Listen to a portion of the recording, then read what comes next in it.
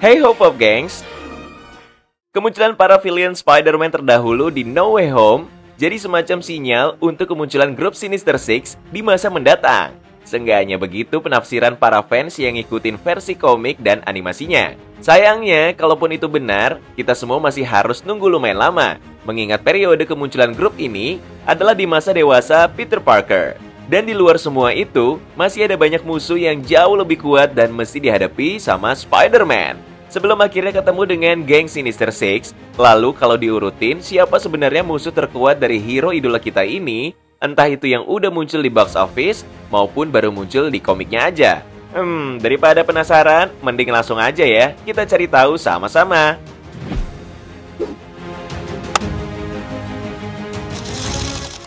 Untuk daftar terawal, kita ada Hobgoblin, yang beberapa waktu lalu sempat digosipin bakal di take over sama sohibnya Peter Parker, Ned Leeds. Cuman ini gosip yang udah kebantah, karena sampai akhir film, pilihan yang dimaksud malah nggak muncul sama sekali. Tapi di sisi lain emang bener, Ned Leeds adalah salah satu alter ego Hobgoblin di komik, ngegantiin perancang busana bernama Roderick Kingsley yang nyiptain villain ini dari tiruan serum Green Goblin yang punya Norman Osborn. Tentu aja karena cuma tiruan, kekuatan Hobgoblin jelas jauh di bawah Green Goblin. Tapi itu tetap cukup kuat untuk bikin Spider-Man kewalahan.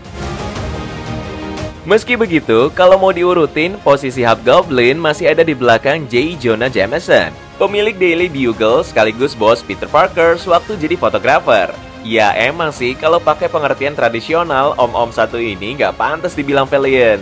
Cuma mengingat banyaknya masalah yang dia datengin dalam kehidupan Spider-Man, hanya karena kebenciannya yang nggak beralasan, mulai dari nyebarin hoax, terus nyewa manusia super lain buat nangkep Spidey. Mau nggak mau, kita mesti masukin Doski dalam golongan villain di franchise Spider-Man. Apalagi dalam komik Amazing Spider-Man 19 yang dirilis di tahun 1964. J. Jonah Jameson ini dijelasin sebagai orang yang bertanggung jawab atas berubahnya detektif swasta bernama McDonald Gargan menjadi villain bernama Scorpion. Alasannya karena setelah disewa buat nyelidikin Peter Parker, terus gagal, si Jameson nyuruh Gargan jadi kelinci percobaan dalam sebuah eksperimen buat tanemin kemampuan beberapa jenis hewan dalam tubuh manusia. Dan celakanya eksperimen itu berhasil. Cuman tetap aja, meski Scorpion lumayan OP, kekuatannya masih kalah sama Wilson Fisk alias Kingpin. Tahu kan? Mungkin kamu kenal Doski sebagai penjahat Daredevil atau Hawkeye. Tapi kalau kamu ingat, karakter ini sebenarnya adalah penjahat utama di Into the Spider-Verse. Terus pernah muncul juga di Amazing Spider-Man 50 yang rilis 1967. Sebenarnya Kingpin bukan karakter yang OP sih. Kekuatannya hanya ngandelin fisik. Tapi dia lantas jadi berbahaya, karena merupakan pimpinan organisasi kriminal paling besar di New York. Lalu gimana dengan karakter Dr. Curtis Carner alias Lizard yang muncul juga di No Way Home kemarin? Ya kalau diurutin, karakter satu ini ada di atas Kingpin sih. Cuman nggak ngelewatin Mysterio juga. Kurang lebih posisi Lizard ini hampir setara dengan Vulture, yang selain muncul di Homecoming, juga pernah tampil dalam The Amazing Spider-Man 48. Cuma bukan sebagai Adrian Toomes, tapi Blakey Drago, teman satu sel Adrian waktu di penjara yang kebetulan tahu lokasi kostum Vulture. Sedangkan Mysterio alias Quentin Beck, posisinya lebih di atas dari Lizard dan Vulture. Bukan karena kekuatan supernya, yang mana emang gak ada, tapi karena Doski selalu berhasil mojokin Spider-Man dalam tiap pertempuran. Entah itu dalam komik dan animasi, maupun dalam Far From Home kemarin, Mysterio udah nunjukin kemampuan nyiptain ilusi dengan teknologi dan keahlian kimianya yang berhasil menipu Peter Parker berkali-kali.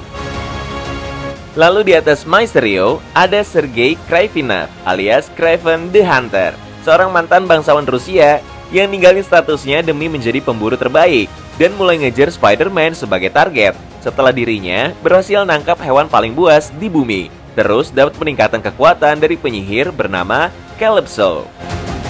Tapi walaupun digambarkan sekuat itu, posisi Kraven masih ada di bawah Dr. Octopus karena emang nggak bisa disangkal. Meski kekuatannya mungkin nggak seberapa, karakter satu ini adalah salah satu musuh Spider-Man paling cerdas. Bahkan dalam komik pernah bikin sang pahlawan merenggang nyawa. Hal yang sama juga berlaku buat karakter Green Goblin. meski dalam tingkatan yang lebih di atas, karena selain cerdas, mereka yang pernah gunain kostum Goblin ini, Norman dan Harry Osborn, punya akses finansial ke sumber daya raksasa sekelas Oscorp. Dan di luar itu semua, mereka berdua punya hubungan dekat dengan Spider-Man, yang mana tentu bakal jadi kelemahan besar buat sang pahlawan. Sayangnya, meski Goblin dan Dr. Octopus adalah karakter yang cerdas, pada akhirnya kekuatan mereka tetap gak ada apa-apanya di hadapan Rhino. Yang emang sih, intelijensi karakter satu ini lumayan di bawah standar. Cuma mengingat kekuatan fisiknya yang luar biasa, Rhino ini nggak bisa diremehin. Makanya, walau secerdas apapun, banyak villain di dunia Spider-Man yang lebih milih jadi aliansi ketimbang musuh karakter satu ini. Aku nempatin karakter Maxwell Dillion alias Electro di daftar selanjutnya karena alasan yang sama. Kamu udah tahu kekuatan karakter satu ini setelah penampilannya di No Way Home dan Amazing Spider-Man. Jadi nggak perlu aku jelasin sekuat sebenarnya karakter satu ini. Begitupun dengan karakter selanjutnya, Flynn Marko alias Sandman dengan kekuatan yang ngandelin elemen dasar berbasis pasir dan bisa dengan mudah ditemuin di sekitar kita. Kayak kekuatan elektro yang berbasis listrik. Bisa dipastiin kalau Doski akan selalu jadi lawan yang sulit untuk Spider-Man. Tentu kalian semua harusnya udah tahu ini kalau kelar nonton No Way Home. Nah, yang mungkin bikin penasaran adalah dua karakter selanjutnya yang muncul di komik. Pertama ada Morlun, yang dulu pernah tampil di Amazing Spider-Man Volume 2, 30. Dan dalam komik, kemunculannya udah diramal oleh pria bernama Yehezkiel. Well, kalau kamu belum tahu Morlun itu karakter seperti apa, simpelnya Doski adalah makhluk antar dimensi yang pengen nguras kekuatan dan ngancurin orang-orang seperti Spider-Man. Dan sialnya, Doski emang beneran mampu ngelakuin itu. Sama kayak Morbius yang tahun depan adaptasi filmnya bakal tayang di bioskop. Dengan kekuatan vampir yang terbilang overpower. Karakter satu ini adalah salah satu yang paling sering berhasil ngalahin Spider-Man. Meski posisinya dalam cerita sebenarnya adalah karakter anti-hero bukan villain.